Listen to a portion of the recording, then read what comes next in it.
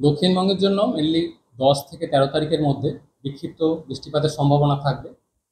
সাধারণত হালকা থেকে মাঝারি ধরনের বৃষ্টিপাত, বিক্ষিপ্তভাবে দু এক জায়গায় বজ্রবিদ্যুতের সম্ভাবনা রয়েছে, সাথে দমকা হাওয়া। প্রভাবটা বেশি থাকার সম্ভাবনা রয়েছে পশ্চিমের জেলাগুলোতে, মেনলি কলকাতা পার্শ্ববর্তী এলাকাতেও প্রভাব থাকার সম্ভাবনা রয়েছে। তবে যেহেতু এটা বিক্ষিপ্ত বৃষ্টিপাত, তা সব দিন থাকবে না সব জায়গায়। কলকাতা পার্শ্ববর্তী এলাকায় মেনলি 10 থেকে 13 তারিখের মধ্যে বিক্ষিপ্তভাবে হালকা থেকে মাঝারি ধরনের বৃষ্টিপাতের সম্ভাবনা থাকছে। মাঝে মধ্যে হয়তো দু একদিন দমকা হাওয়া থাকার সম্ভাবনা। প্রভাব বেশি থাকবে পশ্চিমের জেলাগুলিতে, দক্ষিণবঙ্গে। তাপমাত্রার খুব একটা উল্লেখযোগ্য পরিবর্তন থাকবে না আগামী 4-5 দিনে। উত্তরবঙ্গের জন্য 9 থেকে 12 তারিখ এই পিরিয়ডটায় থান্ডারস্টর্ম অ্যাক্টিভিটি কিছুটা বেশি থাকার সম্ভাবনা রয়েছে তুলনামূলকভাবে। হালকা থেকে মাঝারি ধরনের বৃষ্টিপাত, প্রধানত দু এক জায়গায় বজ্রবিদ্যুতের সম্ভাবনা রয়েছে। দমকা হাওয়া কোথাও কোথাও 40 থেকে 50 কিলোমিটার প্রতি ঘন্টায় থাকার সম্ভাবনা রয়েছে। এই যে স্পেলটার কথা বলা হলো, মেনলি ম্যাক্সিমাম প্রভাব যেটা থাকার সম্ভাবনা থাকছে দক্ষিণবঙ্গের পশ্চিমের সংলগ্ন জেলাগুলো এবং সেই সাথে উত্তরবঙ্গের জেলাগুলো।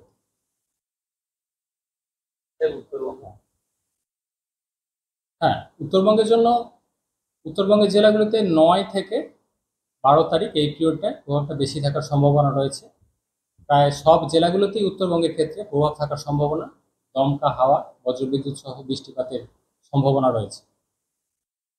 আর বঙ্গোপসাগরের উপর যে একটা ঘূর্ণাবর্ত রয়েছে, এই যে বৃষ্টিপাতের কথা বলা হলো, এটা মেনলি বঙ্গোপসাগর থেকে জলীয় বাষ্পের প্রবেশ বাড়া এবং সেই সাথে যে উইন্ড প্যাটার্ন যেটা রয়েছে কিছুটা ফেভারেবল হওয়ার সম্ভাবনা রয়েছে, যে কারণেই এই বৃষ্টিপাতের সম্ভাবনা তৈরি হয়েছে।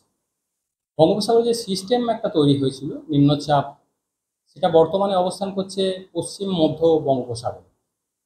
এটা সুস্পষ্ট নিম্নচাপ হিসেবে অবস্থান করছে। আগামী 12 ঘন্টায় এটা প্রত্যাশিত গতিপথ কিছুটা উত্তরের দিকে, একই রকম ইন্টেন্সিটি মেনটেন করে। ইন্টেন্সিটি খুব একটা চেঞ্জ নেই আগামী 12 ঘন্টা। পরবর্তী 24 ঘন্টায় এটার মুভমেন্ট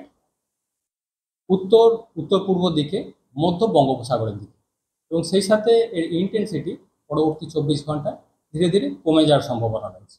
অর্থাৎ এখনো পর্যন্ত যা সিচুয়েশন রয়েছে তাতে এটা দক্ষিণবঙ্গের খুব একটা কাছাকাছি আসার সম্ভাবনা কমই। মেনলি মধ্য বঙ্গোপসাগরের দিকে গিয়ে এটা শক্তি ক্রমশ কমে যাওয়ার সম্ভাবনা। যে বিক্ষিপ্ত বৃষ্টিপাতের পূর্বাভাস বলা হলো আগামী 4-5 দিনের জন্য, সেটা মেনলি বঙ্গোপসাগর থেকে জলীয় বাষ্পের প্রবেশ বাড়া এবং সেই সাথে যে উইন্ড প্যাটার্ন সেটা কিছুটা ফেভারেবল থাকার কারণে এই বৃষ্টিপাতের সম্ভাবনা।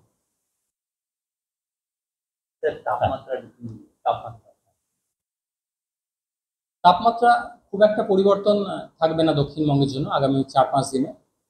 কলকাতা পার্শ্ববর্তী অঞ্চলে সর্বোচ্চ তাপমাত্রা প্রায় 34 ডিগ্রি কাছাকাছি থাকার সম্ভাবনা রয়েছে। আর্দ্রতা বেশি থাকার কারণে, আর্দ্রতার কারণে অস্বস্তিকর সিচুয়েশন সেটা কন্টিনিউ করার সম্ভাবনা রয়েছে। এবং বৃষ্টিপাত যেদিন হবে তখন হয়তো টেম্পোরারিলি কিছুটা রিলিফ হবে, আদারওয়াইজ আর্দ্রতার কারণে অস্বস্তিকর যে সিচুয়েশন সেটা কন্টিনিউ করবে।